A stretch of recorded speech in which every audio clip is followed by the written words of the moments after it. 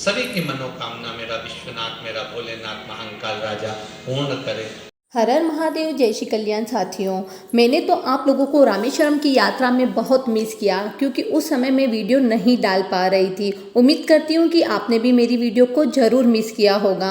रामेश्वरम की यात्रा से पहले हमको किस समस्याओं का सामना करना पड़ा और वो समस्या किस तरह से गुरुदेव के आशीर्वाद से और उनके उपायों से किस तरह से दूर करी है, वो मैं आपको बताती हूँ। ये सारी घटनाएं सत्य है साथियों, जो मेरे साथ घटित हुई है और मैंने गुरुदेव के उपायों के द्वारा उसको दूर किया है। मेरा 3 साल का बेटा जो आपको वीडियो में दिखाई दे रहा है, मेरा 3 साल का बेटा रात को, जब हमारे टिकट थे उससे पहले रात को 3 बजे बहुत तेज उसको बुखार आ गया था।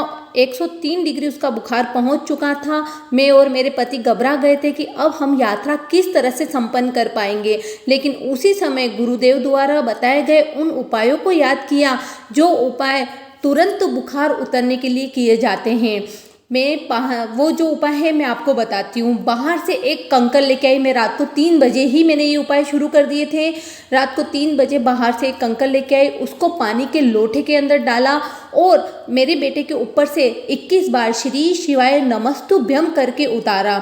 इतना जल्दी मेरे बेटे का बुखार उतरता हुआ हमें दिखाई दिया कि आधे घंटे में तो ऐसा लगा जैसे मेरा बेटा नॉर्मल हो गया। इसी के साथ मेरे पति मेरे बेटे के सिर पर ठंडे पानी की पट्टी करते रहे। रात हमारी बड़े आराम से निकल गई क्योंकि उस समय उस उपाय से मेरे बेटे का बुखार उतर चुका था। सुबह उठते से ही मैंने एक पात्र के अंदर, एक गिलास के अंदर पानी भरा और उसमें एक रुद्राक्ष मेरे पास था, उसको मैंने डाल दिया और उस रुद्राक्ष का पानी मैं धीरे धीरे मेरे बेटे को पूरे दिन भर पिलाती रही। उससे भी मेरे बेटे को दोबारा बुखार नहीं आया। लेकिन इस समय, जिस समय हम यात्रा करने जा रहे थे, उस समय डेंगू का प्रभाव इतना ज़्यादा था, चरम सीमा पर डेंगू चल रहा था।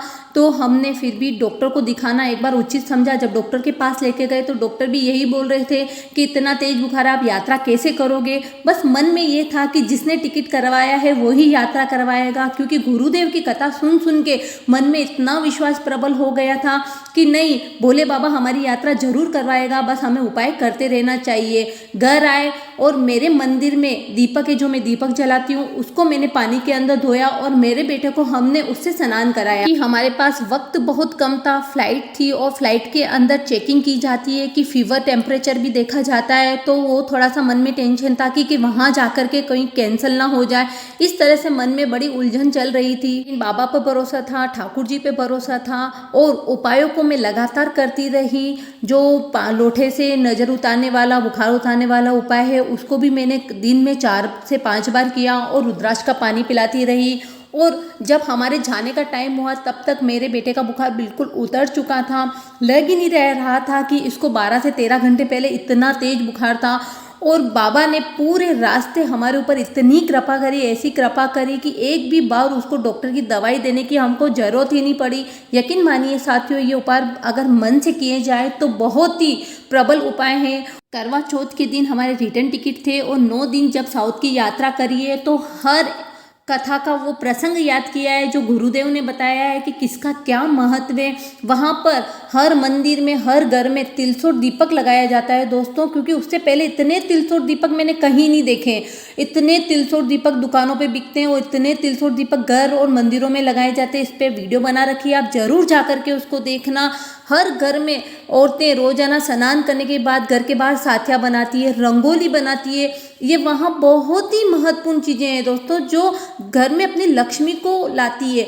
तो ये कार्य वहाँ रोज किया जाता है और बल्कि रंगोली तो वहाँ सुबह के समय और शाम के समय दोनों टाइम बनाई जाती है।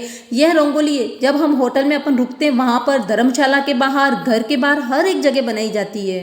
यह वीडियो गुरुजी को समर्पित है। उनको कोटिश धन्यवाद देती हूँ कि उनके द्वारा बताए गए उपायों से कोई समस्या नहीं आई है। क्योंकि जब भी घर से निकलते हैं कथा सुनने के बाद तो बस ऐसा ही लगता है कि यात्रा मार्ग पर ही जाएं। तो रामेश्वरम की यात्रा करने का सौभाग्य हमें मिला है। इसी तरह से काशी और जगन्नाथपुरी की यात्रा भी हमारी जल्दी से संपन्न हो जाए, यही चाहते हैं। और दोस्तों, वीडियो पसंद आया है तो हर हर महादेव जरूर लिखना। अगर आपके साथ भी इसी तरह की कोई घटना होती है तो आप गुरुदेव के द्वारा बताए गए उपाय जरूर करना।